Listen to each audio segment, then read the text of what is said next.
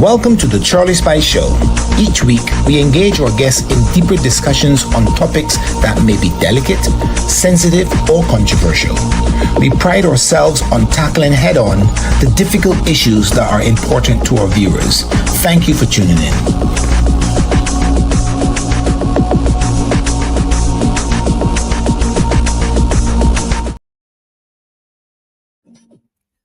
Good afternoon. I'm your host, Charlie Spice, and today we have a very interesting conversation with an even more interesting guest. Her name is Dr. Amy Bean, and let me give you a little backstory here. About 2 weeks ago, I received an email from someone that made me wonder, who the hell is this messaging me? And then I said, this name is so familiar. And it turned out to be Dr. Amy L. Bean, a person I had not been in touch with for, I dare say, 30 years. I shouldn't say that because it's telling my age, and it might be telling hers, and ladies do not like their ages to be exposed. But it was so interesting to hear a blast from the past. And I got in touch, I reached out, and we had such an amazing conversation about her experiences in Turkey and then Iraq. In terms of her being a humanitarian, I was absolutely shocked because when I was having a drink or having a chat with Amy back in Barbados back in the day, I never saw anything that would suggest to me that Amy would become a humanitarian, and certainly in Iraq. My God. So today we have Amy in the studio. She's waiting to join the conversation, and I'm looking forward to having a very interesting conversation. I'm sure you all who tune in now or sometime in the future will find it extremely interesting. She has been very much a part of the support mechanism for the victims of the genocide of the Ezidis. But I'm not going to go too much in that. I'm going to bring Amy into the studio, and we'll have an interesting conversation about her time as a humanitarian back in Iraq, as well as to some extent in Turkey. Good afternoon, Amy. How are you doing? Great. Hi, Charlie. I loved your introduction. Thank you. Yeah, we go back, I figured 25 or 30 years. We were neighbors. You were right up the street from me. My Those God, were different yes. days. How time flies. You know, the saying how time flies when you're having fun, but you were not exactly having fun, were you? I was working in the IT industry. I was a software developer from age 30 on, first a teacher, then a software developer. So it's kind of boring. It's tedious and boring, but that's what I did for my career. And if a lot of people ask, doctor, am I a medical doctor? No, my degree is in education. That was the first career, then software development, humanitarian work when I retired. Yeah. So thank you, Charlie, for inviting me on to talk about the Yazidi genocide that began in 2014. Excuse me. Today is an extremely important day for all Yazidis in Iraq and around the world.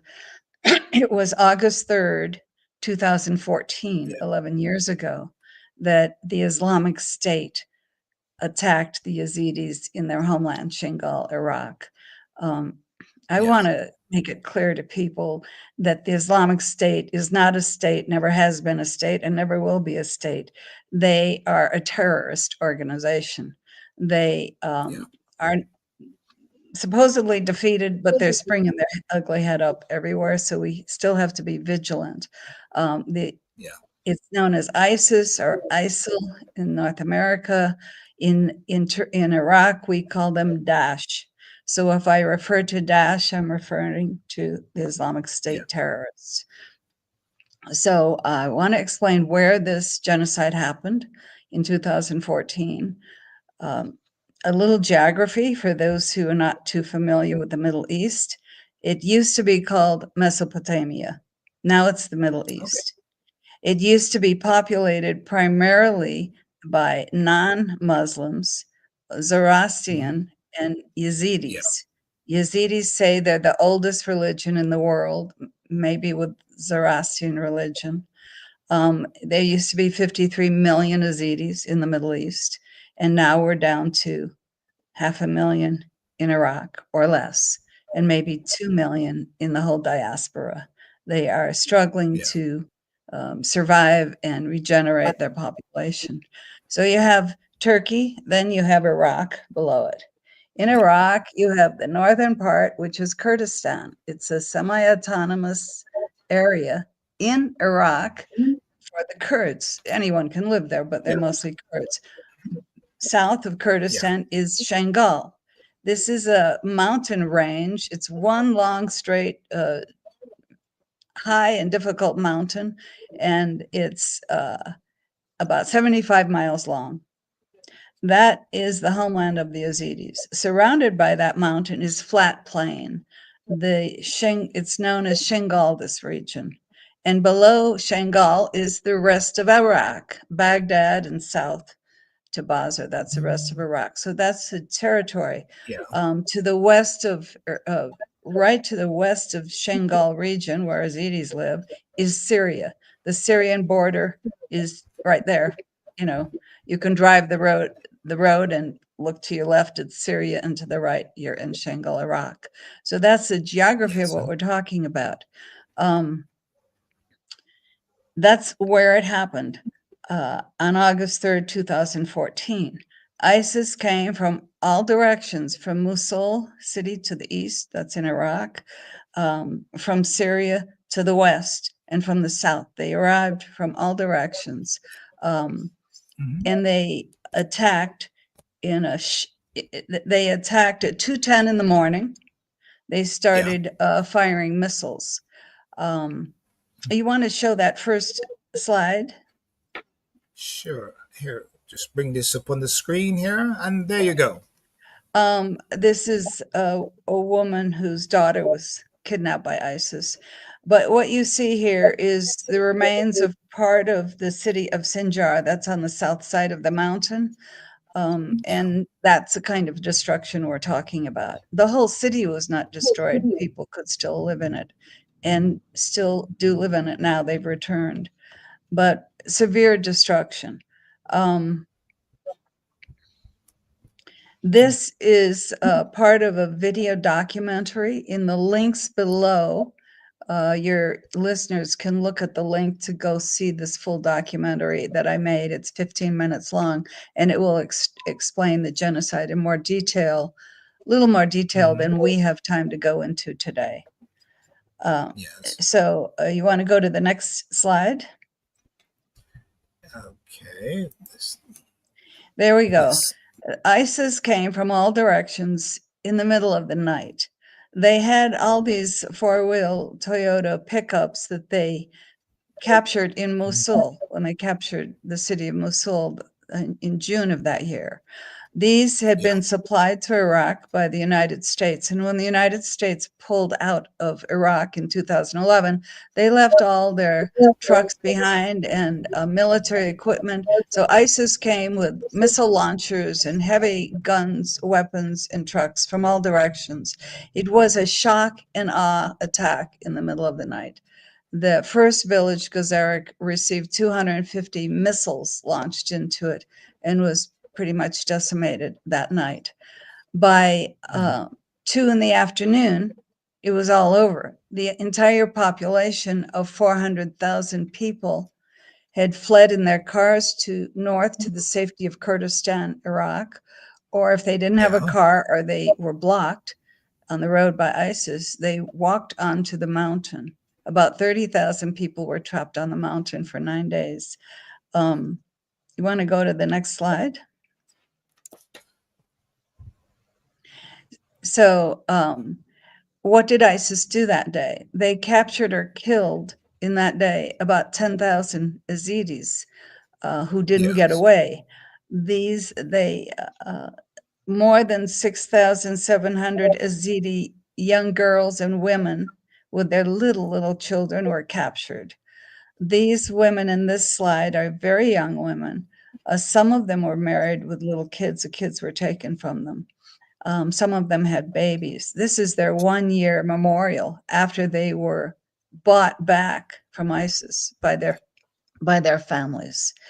Ezidi, there are still 2,300 Ezidi women and children missing. They haven't returned.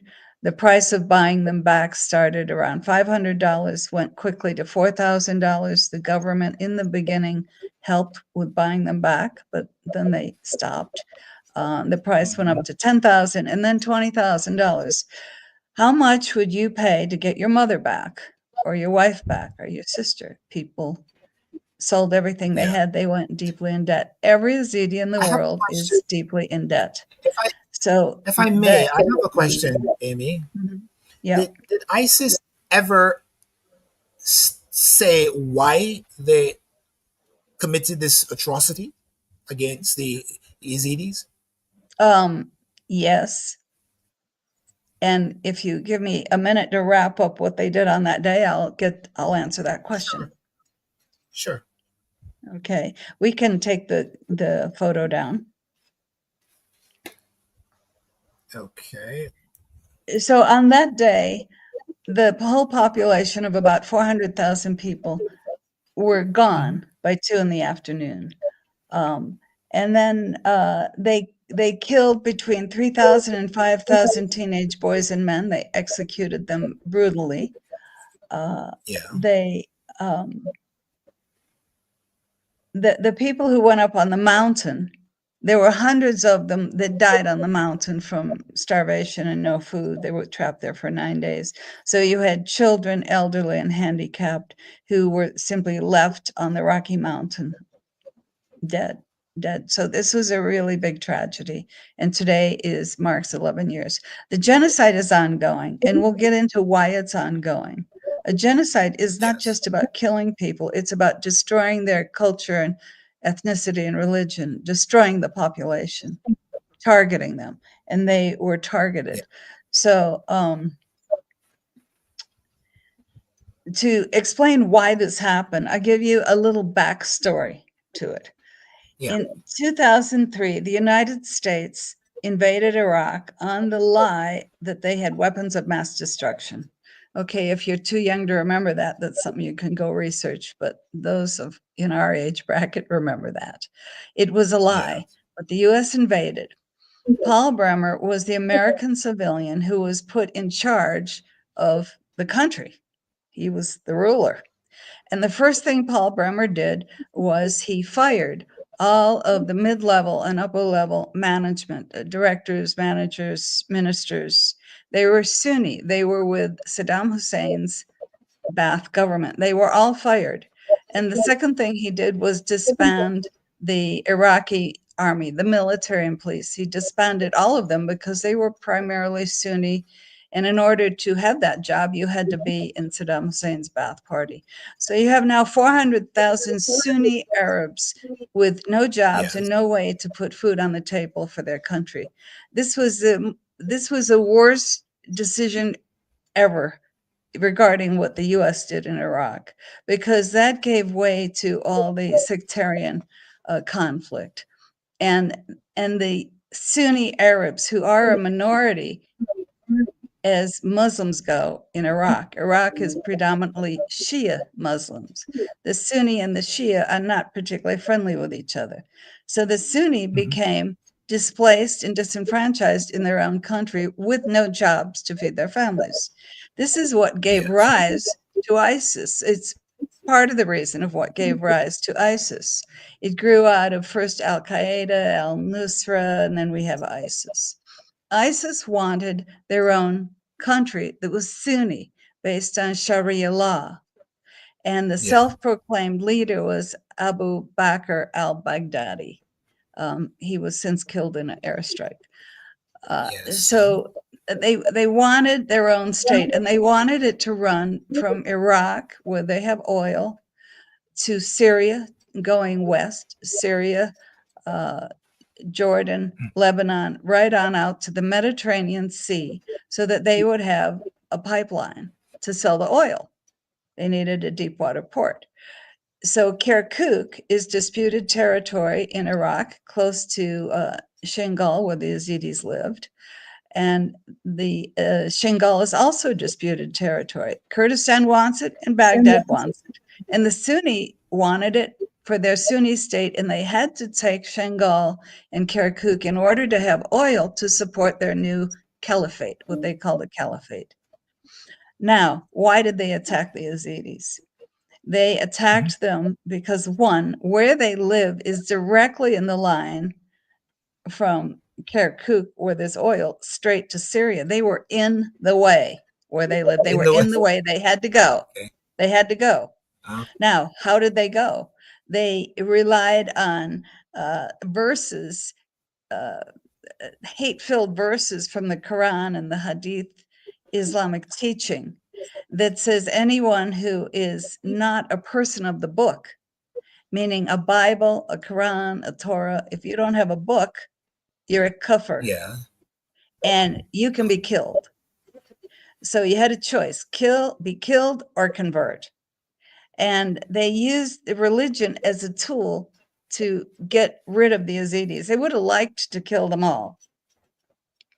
But as I say, most of the population got away, 10,000 didn't get away. So they used the religion as a tool. And believe me, the foot soldiers of ISIS believed that brainwashing hook, line, and sinker. They believed that they were doing Allah's will, killing the Ezidis. Yeah. They were killed because of their religion. Yeah. So let's talk about how that happened. Okay. Again, the backstory, the U.S. Left Iraq in 2011 and left it with the infrastructure destroyed. They walked out, left all their equipment, military trucks. They left it there. So ISIS grabbed, and ISIS grabbed all the money in the central bank. So they were well funded, like $400 or $500 million with equipment. On June 10th, 2014, ISIS took control of Mosul. I'm getting a little feedback again, Charles. You're getting feedback. They took control of Let me mute my microphone. Okay, thank you. Yeah, that's better.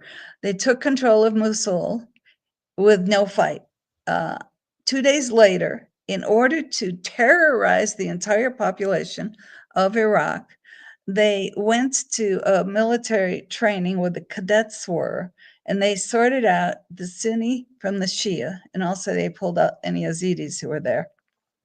And they slaughtered all the Sunnis. It was, I have a number here, it was about 1,500. I don't see the number right off. But they did that in a day. They slaughtered all of them. And the whole country knew about it. Then they pushed the bodies into the river. It literally did run red with blood. And they videoed it so that ISIS was really good at their media. They put it up on media and showed it to the world. They were very proud of what they were doing. They're psychopaths. So this terrorized everyone in the country, Shia, Sunni, Christians, Ezidi, everyone was terrorized by that. That was 2 days after they took control of Mosul, which is a predominantly Sunni city. So the Sunni residents welcomed ISIS because they thought they were going to have a new country after they'd been disenfranchised from Baghdad, from their government jobs. They were happy in the beginning. On July 14th, the Iraqi army withdrew from the Shingal region. It's called, the province area is called Nineveh, the Nineveh Plain. And they withdrew. They went back to Baghdad. The Ezidis who were in the army went with their vehicles and guns, and they went back home to their families in Shingal. That left only the Peshmerga. The Peshmerga are Kurdish, and they're the military from Kurdistan, which is part of Iraq. Okay, so the Peshmerga were stationed in Shingal, where the Ezidis were, And when the army left, they sent more reinforcements. So there were allegedly 11,000 Peshmerga soldiers in the Shingal region after the Iraqi army left on July 14th. 2 days after they left on July 16th, um, Peshmerga ordered all the former Iraqi soldiers to turn their guns in, the ones who hadn't run south, the Ezidis and Shias, turn your guns in. So this was a very important step in disarming them. They took all their guns. Those who didn't go and line up, you had to line up with your ID and your gun and serial number and turn it in. Those who didn't, Peshmerga went to your house and they took your gun from you. And they also took all the military cars that you were driving. So Ezidis were disarmed on July 16th. On August 3rd came the genocide. The Ezidi population had been disarmed unless they had their own guns. Or if they were in Peshmerga, they had the Peshmerga gun. During the night, the 11,000 Peshmerga forces, Kurdish forces, fled to Kurdistan under orders. They did not defend Shingal at all. And that left the Ezidis exposed to the genocide. So by most of the Peshmerga were gone by 7 in the morning by dawn, but by 9 in the morning, definitely there were no more Peshmerga forces. And Ezidis woke up, those who'd slept during the night, Ezidis woke up to find that they were being attacked. That was a shock and awe. These trucks came in shooting. They went into people's houses. They were shooting people in the street and capturing people, and everyone was running. They ran with no water, no purse. They couldn't get their IDs with them. They just ran. It was a shock and awe. I have a question. With what happened to those who were captured?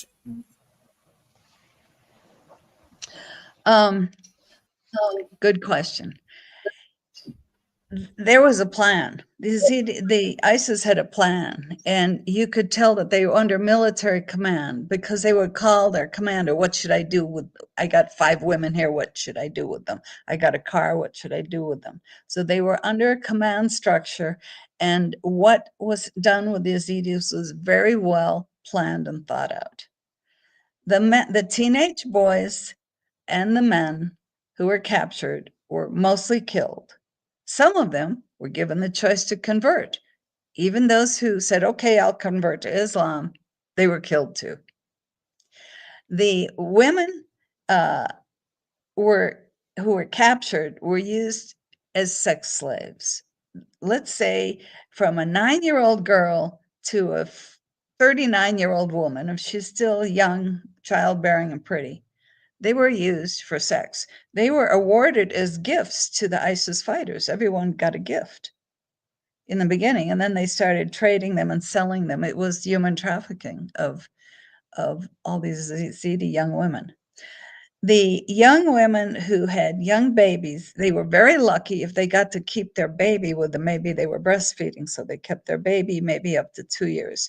But ISIS did take at least 500 young infants and children, and they sold them. They put them in a school in Tel Afar, a city called Tel Afar, and they put ads up on the internet that you could come and buy a child. So Arab couples who wanted a child and didn't have a child, it was like adoption agency. They came and bought them for $500 each. Yes. So the boys between age 6 and 15, they were good, ISIS thought, for brainwashing. So they sent those boys to Syria and they put them in training camps, military training camps, jihadi training camps, and brainwashed them. The boys who did escape, and I know a number of them, I'm close friends with them now, they had to go through psychological readjustment because at that age, when you're 9 or you're 10, you get brainwashed. They told them their parents were no good because they didn't pray 5 times a day to Allah, and they were kuffars and they had to convert. In order to survive in those camps, you had to pretend to be Muslim, dress like Muslim, pray like Muslim, read the Quran, study it. A lot of them escaped. I'm not sure that all of them escaped. I think they were also used as suicide bombers, the young children. Of course, the children were Of told your course, family's the all children, dead, your so you family may is as all well do dead, this so you may and as go well to do this heaven. and go to heaven. I have a comment and a question. Now, you are one female in a predominantly Arab or Muslim area. You're foreign, you're American. So, Right. people watching and listening to this, they're going to wonder, how in heaven's name did you get over there? How did you get to know so much about the culture and about the atrocities? And I know that you got involved as a humanitarian, and the obvious question is, how did you get involved? Right.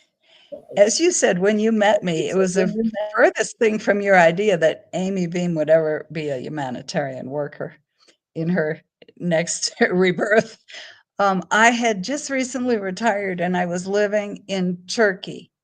I'd been in Turkey since 2007, 6 months out of the year, and 6 months back in Barbados to maintain my residency status there. And for fun, I got drawn into the tourism business for Mount Ararat. I built a website and I did reservations to send tourists to climb Mount Ararat, one of the highest mountains in Europe. I was living in southern Turkey, a town called Shirnak, a city called Shirnak, and building tourism. I was going to plan a bus tour there for Kurds who wanted to come back from Europe and visit their homeland. And that's when ISIS attacked. So when all those Ezidis ran from their homeland from Shingal to Kurdistan, and they ended up in about 12 camps, IDP camps, we call them, that's internally displaced persons. Not all of them stayed in Kurdistan. Some of them said, I'm headed to Europe. I'm not stopping till I get to Europe. And 25,000 came over, walked over the mountain and ended up in Turkey where I was living. So if you have 4,500 people weeping just with the clothes on their back, not a bottle of water, with their kids with them, sitting in the park out front of your apartment building, you have got to help. I mean, you have to help. So not just me, every single Kurd there in all of southeastern Turkey helped. They took food and clothes, they rolled up their mats and their carpets and pillows, loaded their cars and kept dropping them off. And these 12 camps built up, and I visited all of them and wrote about them.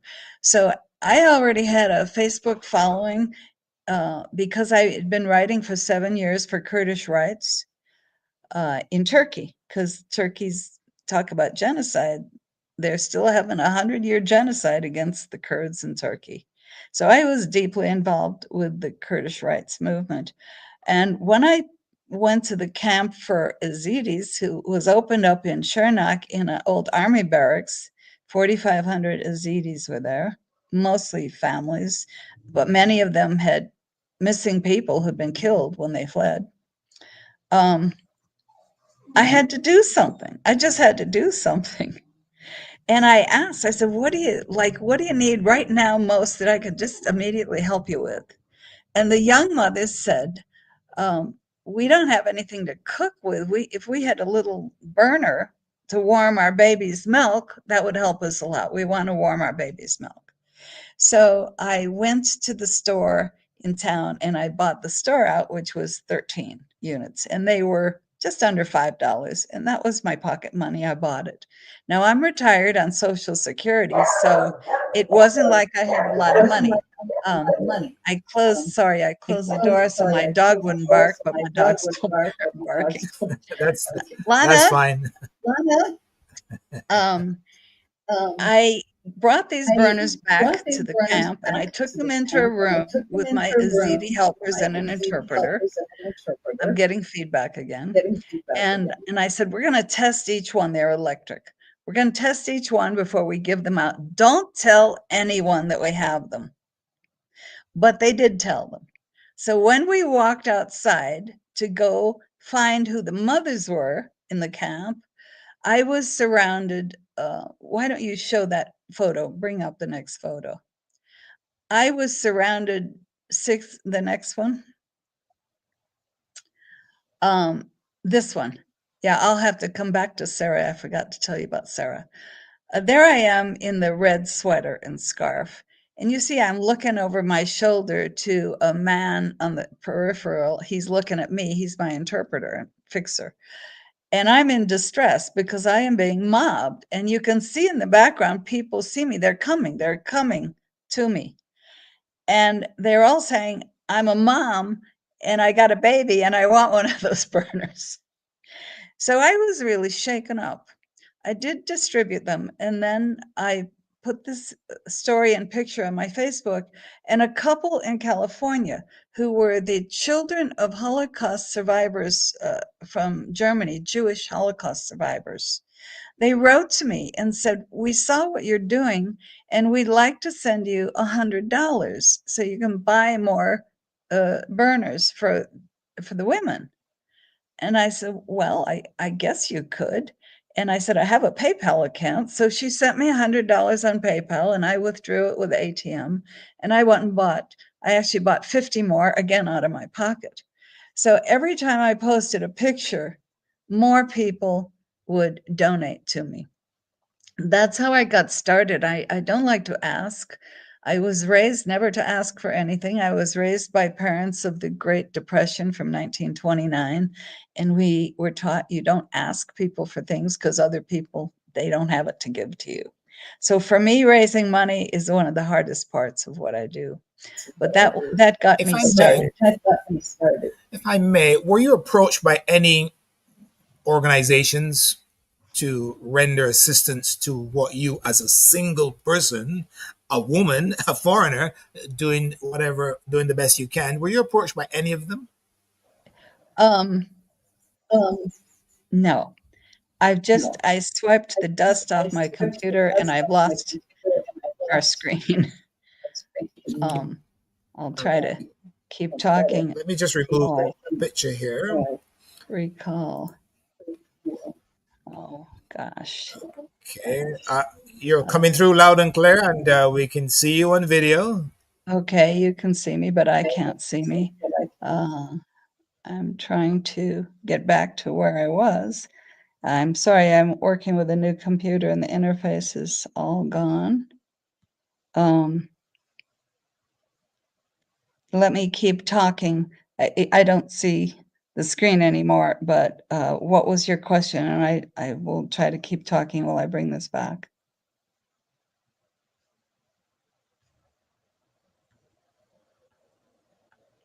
Can you, there we go. Technology. Sorry, I have a brand new computer and the interface is all different. The question was, were you approached by any of the humanitarian organizations to assist you? No, I wasn't.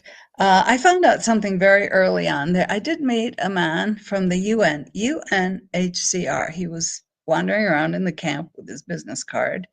That stands for the United Nations High Commission on Refugees, and they're supposed to help. And maybe they helped a little. But the people who are working in these large organizations around the world, International Red Cross, UN, and others, that's their career. They're not doing it primarily out of a passion, out of an emergency to help people. They're doing it because it's their career path. They've been in it for 10, 20, 30 years. And they're not interested in little Amy Beam helping them out or getting any of the money given to them. So I did everything out of my pocket and by raising funds from friends. And I raised funds like $10, $50, $100 was a big donation. I want to go back to that slide about Sarah. Can you go back to the woman holding up the IDs before I get deeper into my fundraising? Yeah. So this was my second day. I had a car then, and I drove up in the mountain village. And the first day, I found 450 Ezidis in the school. It was summer, August. They had just walked over the mountain. And that morning, buses came to disperse them to other cities in southeast Turkey. And then another group came over the mountain. The second day, I went to the town up the road to have tea with a friend there, the mayor of that town. He says, I said, I'm going back to Shernak. He said, no, no, no.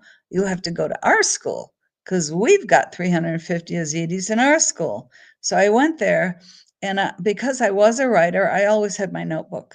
People thought I might be a journalist. I might be from the UN. I was the only outsider there, the only outsider. And I had my notebook, and I was taking down names. I was all 11 years, I've been making lists of names to help these people.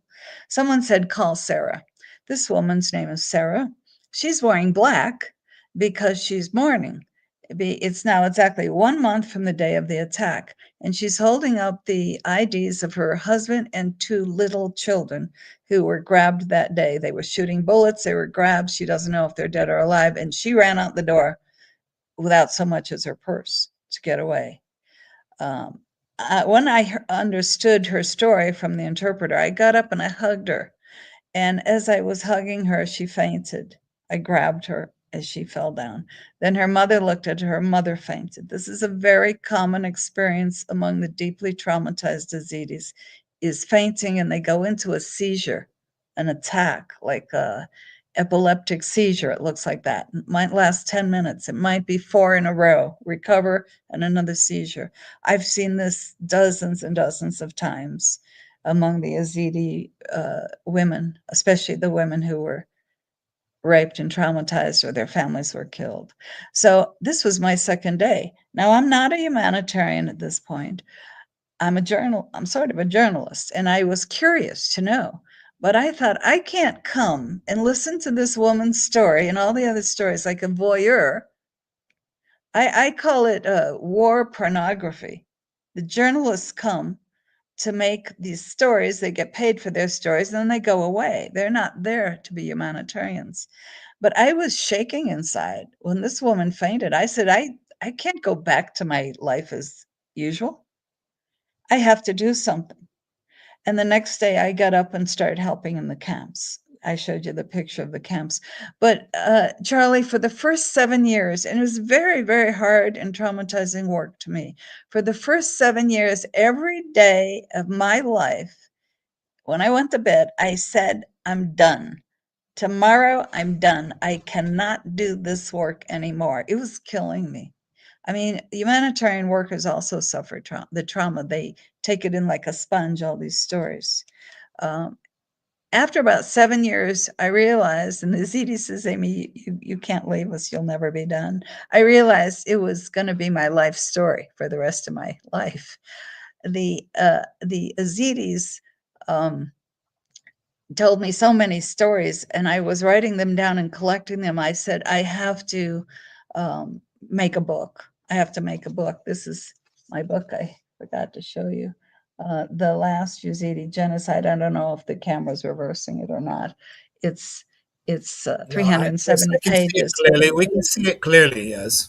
We It's can see it clearly. available on Amazon. Half of that book is the analysis of when and how and why and the political and cultural background, why this genocide happened and the ongoing genocide. And half of it are the true testimonials with the real names of the Ezidis in it. Maybe, I don't know, 50 Ezidi testimonials. I don't know how many. Um, and it's my life work. So I quit saying tomorrow I'm going to quit because I know better. It's just got a hold of me. Now all these people, they're my friends. They're in 4 continents. They're in Canada, Germany, Australia, and so forth. But let's go back to the fundraising. The first one was $100. And then I posted some stories. And then another man contacted me, uh, Stan Hobbs, a retired man in his 80s from Prescott, Arizona. Prescott, Arizona was a hometown where a young woman around 20, named Kyla Mueller was from. She had gone to Syria before the ISIS attacked in Iraq, and she had been helping Syrians. And she came back and gave a talk in Prescott, and Stan heard her and said, if this young woman can help them, I can help them too. And he contacted me and he said, I want to give $5,000 to you to give to the Yazidi survivors, the women who escaped or were brought back by their families. And so it turns out that Western Union, because of US banking embargoes and severe restrictions on Iraq, they won't let you send more than $2,999. That's how much he donated by Western Union. Legally, you could send more, but that would require the banks in the US to do a lot of paperwork. This was to theoretically stop money laundering or supporting terrorists. So you couldn't support terrorists, but you also couldn't support the displaced Ezidis. So he sent me $3,000. It took 2 weeks, even for that $2,999, 2 weeks of me bitching and cursing with Western Union executives in their home office to allow that money to be transferred. I had a Ezidi interpreter in the camps there in Iraq, Kurdistan, and he identified, with the help of others, he identified the survivor women. The youngest, I think, was like 8 years old. We gave $85 in cash in a sealed envelope. They had to sign for it. It was all very controlled. We gave that money away. I looked at that list sometime later. The third name on that list was Nadia Murad. And this is a woman who received the Nobel Peace Prize in 2018 for bringing this to the attention of the world. So that was my second donation. Then I moved from Turkey to Kurdistan, Iraq. What's up on our next slide? I got to see where the slides Okay, were. I've brought the photos back up. By the way, I'm muting my Right. microphone to avoid any feedback on your end. And the reason I'm so quiet is because I'm so fascinated by your story, and you're so comprehensive in your delivery and your commentary that I need only listen and interject with questions periodically. So, should I go forward with the photos here? Let's go forward and go forward now. I've now moved to in 2015 January. I moved from Turkey to Iraq, to Duhok, Kurdistan, which is in northern Iraq. It is Iraq. The Kurds in Kurdistan like to say they're an independent country, but they're not. They're part of Iraq. And this is part of the political problem that's created between Kurdistan and the Baghdad central government of Iraq. So after ISIS attacked throughout, they took 1/3 of the territory of Iraq. Everyone wanted to leave the country. To leave the country, you needed to get all your government IDs and your passports. So every Arab, Kurd, Christian, Ezidi wanted to leave the country. When the Ezidis fled that day, within 20 minutes they were gone, they didn't all get their documents. So I had to start out by getting their national ID card. There's 2 different IDs they needed. And well, they needed an ID from where their father was born. So that was 3 IDs they needed. This is what the office looked like to go apply for your ID. This was more than 500 people or 1,000 a day. Notice they're all men. They're all pushing. There's no control. The steps are on the far corner. There's just no control. There was just no way the women survivors who had come back from captivity and rape, there was no way they, with their little children or infants in arms, could go get their IDs. So a Ezidi judge told me that what we most needed was to get their IDs. And if I could go to Dahok and get their IDs, that would be a big, big help. And that became my project for 5 or 6 years. There was never a day that it wasn't like this. I had to do battle. I tell you, I did battle with directors and security guards and generals. And finally, by the time I got up to the 4-star general directing the office, I got help. There were 3 stages in me doing my work. The first one was doing battle with all the bureaucracies and obstacles and no, no, no, you can't do that. The second stage was help from the directors, ministers, and generals, and friendship. They truly became friends. You said I'm a foreign white woman from America, and I'm single and I'm retired, and what the hell am I doing in this predominantly Muslim country? Um, I say that actually, respectfully, by the way. I know, actually, in the Middle East, elders are given great respect. No one makes a decision without consulting the elders to make sure it's the right decision. And they have group meetings among the men, but the wives back home in the house are telling the men what they want. So it's a culture. So I was given extraordinary respect in Iraq by everyone, Kurds, Muslims, Ezidis, everyone, and it was really a pleasure for me to work there. I remember one time after I moved to Shingal, the destroyed territory, when ISIS was pushed out. There was a day I said to myself, where I'm living in a burned out building in very hard conditions, that I was the happiest I had ever been in my life. I was the happiest I'd ever been in my life. Writing software never made me that happy as doing humanitarian work.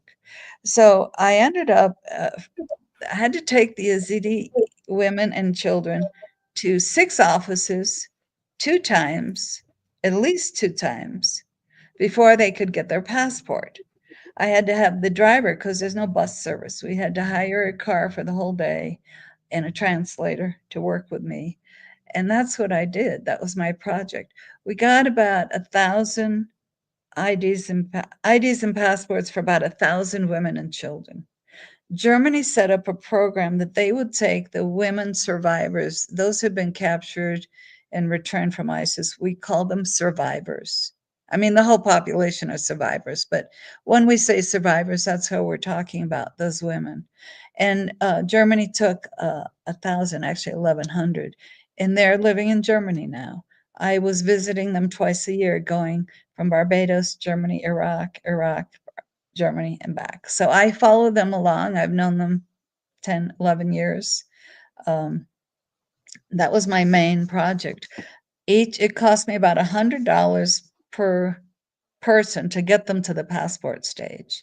Now, you might not think that's a big deal to get these IDs and passports, but when you look at that crowd, and when you understand that I had to bring the women and kids with me and fight those crowds, and I demanded the help of the generals and security guards, and they gave it to me. The waiting period grew from 1 year to 3 years, waiting for an appointment to get your passport. Amy Beam waited no more than 2 days. I could bring 10 or 12 people at a time. So I was in the office constantly, constantly, couple I times a have a week. question. I have a question, Amy. Being a woman, being a foreigner, you're there in a country where women are not known to be so forceful and so present as you were. Did you not feel vulnerable? Were you not afraid at any point being in that culture and trying to be forceful to help these individuals? Never. I never. I feel safer. I've told this over the years to my Western friends. I said, I feel safer in Iraq than I do in any town or city in the United States. And they roll their eyes. Come on, Amy. I said, no, I really do feel safer. There are some positive and negative aspects of every culture and every religion, including the Yazidis. But in the Middle Eastern culture, predominantly has Islamic culture, is one that doesn't steal. You don't steal. You just don't. I mean, I guess it had to do with something chopping your hand off. I don't know if they do that still. uh, but there's no petty crime. There's no street crime. To give you an example, the first time I was in Dahok and I wanted to change my US dollars to Iraqi dinar, is their dollar. They call it the dinar. And I think I was in Erbil, a big city. They said, well, go down to the bazaar and you'll find them. I said, where? You'll find them on the sidewalk. So there was a man with a card table set up on the curb, on the side of the sidewalk, on the edge of the street and the sidewalk. He wasn't blocking the sidewalk so people could keep walking. And he had stacks of money on the table. And I look and there's nobody standing next to this table and people are walking by. And I finally see a man standing with his arms crossed about 5 feet away, watching his table. And I look at him like, are you the guy? And he goes, mm-hmm. And he came over and he changed my money. Now, could you do that in any town in America? Leave stacks of thousands of dollars sitting on a table on the sidewalk with a lot of people who's busy? Absolutely It's not. certainly not. Certainly not. There's no petty crime. If someone loses their purse, um, it's to be delivered to the mosque, and someone over the loudspeaker. The loudspeakers go all over town. They will say, "There's a purse been found. If you can come and identify it, we've got your purse." So there's no concept of stealing. Now, is it dangerous? Yes, ISIS is very dangerous. They're killing people who are not Muslims. Did I feel Did you have danger? any exposure to violence? What is the most fearful you were while you were there? Um, so after I got my passport project going, that was 2015, 16, 17, I wanted to go to Shingal because ISIS was pushed out in December 2016 from the south side of the mountain. They'd already been pushed out from the north side. On the south side, there's a city called Sinjar. Sinjar is Arabic and Shingal is Kurdish. It's one and the same, Arabic or Kurdish. There's a region called Shingal and a town called Shingal, like New York City in New York State. So I refer to the city, just for clarity, as Sinjar and the region as Shingal. So I moved there. What was I about to say? I lost my train of thought. Uh, what was your question again? God, Alzheimer's setting in. No, I shouldn't make a joke of that. No, I wanted to know if you've ever had any The moments where you fear, were in danger. right. When I moved back, I was the third civilian to move back to Sinjar City. ISIS had been pushed out of the city, and oh, I did it again. I should quit touching my computer screen. Damn it. You're still with us. Your video is up. There we go. I got to keep my Loud and hands clear. on. I'm always brushing dust off. So I moved to Sinjar. I was a third civilian, and I shared a burned out building. It was an old ice cream factory. I shared that building. We had cots there with military. He'd been the second in command of the Peshmerga when Peshmerga came back. So we shared that, and he had a little business. ISIS was 4 kilometers away. And I went to one of the Peshmerga military bases and had a look, had a meeting. We went to see some mass grave sites and the bones and so forth. And we stood up. He said, well, I'll show you. We'll go up on the roof and I'll show you, but we can't stand there long because, you know, snipers can reach 4 kilometers. He said, see that tree line over there? That's where ISIS is. And he's by 4 o'clock in the afternoon, he said, I got to get you home. I got to get you back to your house. I got to get back to the bunker because in the evenings, they lob missiles at us. And sometimes they hit a building, but mostly they fall short or they go over the city. And I asked my colleague, an Ezidi colleague who's had the business, we were Naeem Ali. I see Naeem is listening. The old building, the old ice cream factory had 3 levels. It was all concrete. I said, what would happen to us if a missile hits this building? This was the biggest danger I was in. He says, well, I think it probably wouldn't crash through all 3 ceilings. I think we'd still be okay down in our cots on the lower level. Was I in danger? I guess it could have hit the building, but it didn't hit the building. It was a cat and mouse game. It went on for more than a year. Mm-hmm. It went on for a year before ISIS was really cleared all the way out of the area. Well, let me just say a few words. We've got just under 10 minutes before the end of the show, and I want to talk about how people can help you. But you're tuned into the Charlie Spice Show. I'm Charlie Spice, and with me is Dr. Amy Bean, who was very much involved as a humanitarian with the Ezidis genocide. And we're having an interesting conversation. Amy's doing most of the talking because it's so interesting what she's saying, and she's so thorough. I don't need to interject. And Amy, I keep muting on my microphone to avoid any feedback on your end. Okay.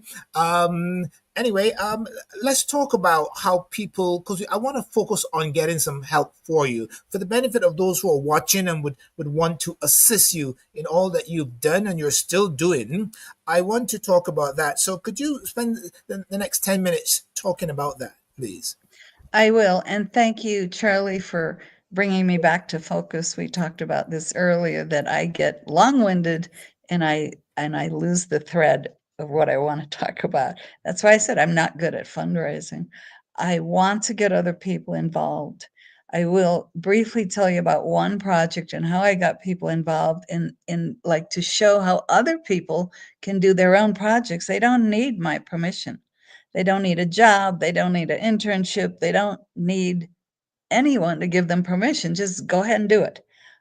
Can you bring up that picture with the coats? Uh, all right. Well, let me tell you about these pictures while we're looking at them. That house, ISIS, when they pulled out, they exploded all the houses. And this is a typical new house. There were old style houses too. And then the next one is next photo is what it looked like after it was exploded. Over 1,000 houses were exploded. So people can't go back, and the government is not providing the help for people to go back. So when they say it's safe, yeah, it may be safe, but I got no place to live. This is a major problem. We need to get people to help people going back. Go to the next slide. After ISIS, before ISIS was defeated, the US led air coalition um, bombed all the big buildings. ISIS lived in the big buildings. So the coalition bombed hospitals, schools, uh, malls, chicken cooperatives. This was a building next to where I lived. That's me in that photo. And that building is still like that 11 years later. There's no one there to come and clean it up. So the whole area is strewn with concrete slabs. And the governments, neither Iraq nor governments of the rest of the world, are helping Ezidis to return. The government did pay compensation to the Arabs who had the Shia Arabs who had their houses destroyed. There weren't so many, but they got their compensations. The Yazidis cannot get compensation, and that's too long of a story why to tell right now. Um, One of the projects I did, these are the children in coats. Whenever I was in Dahok and traveling by car to go to Shingal, which is 4 hours, it would be a shame to show up with an empty car. So I always took either food or clothing. I took something, cooking oil, whatever. And the one occasion I took about 30 or 50 coats and I gave them away to children on the mountain. It was winter. They're living in tents, 2,300 families in tents on the mountain in the cold winter. So I posted photos. And just like when I posted photos before in Turkey, the minute I posted photos, people said, "Oh, I'd like to buy some coats too for the children. Where can I send you money?" And I again got money from my PayPal. I've always gotten donations at my PayPal account. The reason I don't use GoFundMe is the GoFundMe fee is 8%, and the PayPal fee is between 3%, 3.9%, depending on the country. So I don't like paying the fees, and I use PayPal.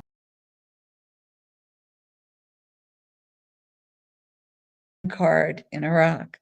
So I bought these coats, and I ended up buying 1,400 coats because people just kept sending me money. It was very exhausting. It took 2 months to distribute these coats. Everyone got to try the coat on and pick the right size. So it was an exhausting project that fell on my shoulders that I didn't choose. But that's how I got it done, by posting photos of people getting their passports. I was always able to collect just enough money to keep going from one week to the next. Now, if people want to get involved, um, many of Ezidis use Facebook is their major communication platform. They do use Instagram. I'm not using it, but Facebook is a good place to go to. Yazidi is spelled with a Y in front of it, even though the real pronunciation is Ezidi, Ezidi, Ezidi. But international journalists have plugged a Y in the front of it and they pronounce it Yazidi. That's not how it's really pronounced, but because I want to come up in the Google search engine and so forth, I spelled it Yazidi, the last Yazidi genocide. Now, some journalists spell it Yazidi. So you want to go to Facebook and just search these three spellings. I did it the other day to post notices for our interview, and I came up with 48 different Facebook group pages. So the first thing you want to do is get inside of those groups and start following them. I have 27,000 followers and friends on my Facebook page. Most of them are Ezidis, and the others are activists who I have drawn into the activists. There is a growing group of activists around the world. So I want to encourage people who are not Ezidis to jump in and make friends with an Ezidi. Step one, make a friend. Make a ZD friend. If they don't speak English, and many of them do, you can use Google Translation. I use it all the time to communicate between Arabic and English. They speak two languages. Arabic is the school language, and Kurdish is their home language. So they're bilingual. And first, you want to get to know people. You can, Yeah.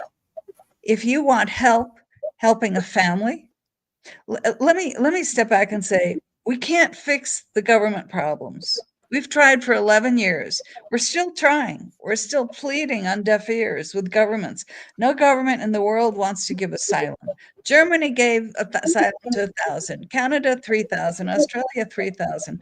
We still have 200,000 displaced people, most of them living in Mhm. tents in Kurdistan after 11 years, rotting tents that are flooding and burning. And they don't have the money to get back. To get back and fix their house or rebuild a house, they need $5,000 to load up their Yeah. refrigerator and air conditioning and their mats and pillows and go back. And then they need food to live for the first year. The livelihood is a big problem. There's no livelihood. The way people make livelihood in Shingal is about four ways. They're either in the military or police, and they're taking home $300 a month, or they raise sheep, all taken from them by ISIS, or they grow wheat or bread. They are known as the breadbasket of Iraq. They're getting back to growing. They need seeds and they need the money to hire the tractor for planting, and then they can pull a profit out, $4,000 or $6,000 after they take their crop. But they need the literally seed money to do this. So people can get involved by donating to my PayPal or going and finding a family that they're willing to befriend and help, get a church group together, get your neighbors together. You don't need me in the middle, but I'm happy to introduce people. I'm happy to give you direction, but I'm just one person. And I do have my own cases I'm working on. So Well, that's we need and to yeah, help people get a foothold, and you can't help everyone. It's never going to be enough to go around. You're never going to fix the problem. Pick one person or one family and see if you can do some help. And the first, you can spread the story. You can buy this book on Amazon, read it, and put it in your public library. Have your neighbors over for coffee. Tell them about this. Keep spreading the yes. word. Okay. Unfortunately, we are out of time, but like we anticipated, we in the beginning of our when we had discussions before the show, we knew we could never fit everything in, and hopefully we'll have a follow-up discussion. No one has ever been able to get me to stay quiet for so long in any episode, but you have, because your story is so interesting, and it's so thorough. It was like a TED talk, and I enjoyed every minute of it. But I want right now to have you tell the listeners or the viewers how to get in touch with you, because many of them will want to continue the dialogue with you and talk about how they can assist. So, could you just tell us how they can get in touch with you? I've also put the information in the description of the show. So when anyone who comes to view this after the live will see all that information. But could you just reiterate that information right now? And then in closing, what would you like to say to those who have tuned into to your our discussion? Thank you, Charlie. Um, At the risk of being inundated, I do answer my email. It takes up quite a bit of time in the morning, but my email address, as you've put below, is amybeam@yahoo.com. The last letter is an M, like mother, Amy Beam. There's no spaces in there, at yahoo.com. If you should email me, make sure it's in English. I don't read other languages. Use your translator. Don't make me do the work. If I don't get a reply from you, if you don't get a reply from me, email me again or send me a message on Facebook Messenger, because I do answer if it's a reasonable email. But if you're just saying I'm poor and I need to go to the hospital, I need $10,000, I can't help you. I live on my Social Security. I try to put people in touch. I'm talking about people who want to get involved as an activist and humanitarian, who want to help the population of Ezidis. You can reach out to me. My Facebook is listed there. It's Amy L. Beam, no spaces. And I post every day. There's lots of posts. You can see what's going on. There's one thing I forgot to mention, the political aspect, because Kurdistan and Baghdad central government have been at odds with each other politically, not open warfare, but political odds, um, for a couple decades, and it's pretty bad now. There's no political solution for the Ezidis in Sinjar. Why? Because Arabs care about helping Arabs, and Kurds care about helping Kurds, and nobody cares about helping Ezidis. They're too small. They're decimated. They have no money, and they don't have political clout. So there's what we need is a Ferhad Shamo, a voice of Ezidis. He's an Ezidi who has asylum in France. He's started a petition, and I'd like all the Ezidis and supporters listening to sign that petition. The link is below, Ezidi petition.com, I think. You'll see the link below. It's just 4 fields to fill in and sign the petition. And that petition calls for an international commission on finding a solution for Sinjar, that is Shingal.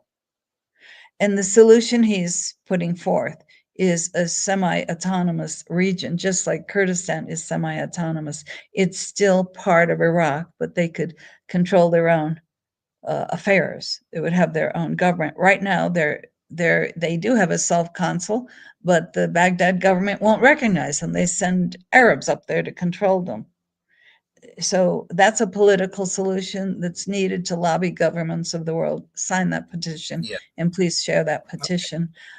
You can order the book. There's also a link below for the documentary, also called The Last Yazidi Genocide, a documentary I made a few years ago. It's 15 minutes long, and Yazidi, it's spelled Y-A if you're searching for it, but the link is below. Um, Okay. and you just, my main thing is, don't wait for someone to give you permission. There's all kinds of people, mostly retired little old ladies like me, all around the world, who said, I got nothing to do. I don't want to play bridge. I probably could help from, like me, from my armchair in my home. And they've Yeah. taken up projects, all kinds of projects. Mhm. So link in to those Facebook groups, get involved, see what's going on, and then see how you can help. Or send money, Fantastic. send money, send money. Okay, well, I want to take this opportunity now to thank you, Dr. Amy Bean. I like the sound of that, for taking time to discuss with us your involvement as a humanitarian and as a person.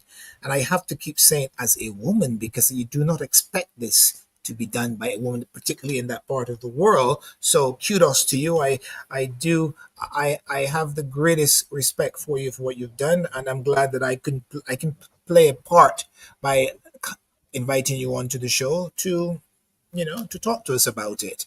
So again, thank you very much. I'm going to put you down in the waiting room now, but you will continue to listen until we bring it to an end, and I will be happy to speak to you off air after the show. So again, I want to thank you very much, Amy, for coming on the show. It's been a pleasure having you. Wonderful to meet up with you again after so many years. Let's not mention how many years. And we'll speak again shortly. Again, thank you very much, Amy. Okay, so I'll Thank put you you down in the so waiting room, much. and I'll bring it to a close. You're more than welcome. So just Thank bear you, with me. I'll Charlie. take you for a Okay. moment. You're more than welcome. Take care. Okay, that was Dr. Amy Bean, a friend of mine of many years, and she was talking to us about her involvement with the survivors of the Ezidis genocide. Any information about today's show you can find in the write-up at the bottom of the information about the live, and her contact details are also there, so you can get in touch for more information. I urge you to get involved, make a donation, adopt a Yazidis family digitally, of course, and whatever you can do would be greatly appreciated. Now we have to bring the show to a close, but I want to thank you very much for joining us. I'm your host, Charlie Spice, and look forward to having another interesting conversation with you in the next episode. But for now, it's goodbye. Unfortunately, we've come to the end of this episode of the Charlie Spice Show. We would like to thank our guests, our sponsors, and our production team. We also thank the viewers for tuning in and giving us an audience. If you would like to be a guest on our show or to become a sponsor, please contact us at charliespice@gmail.com. Until next time, bye for now.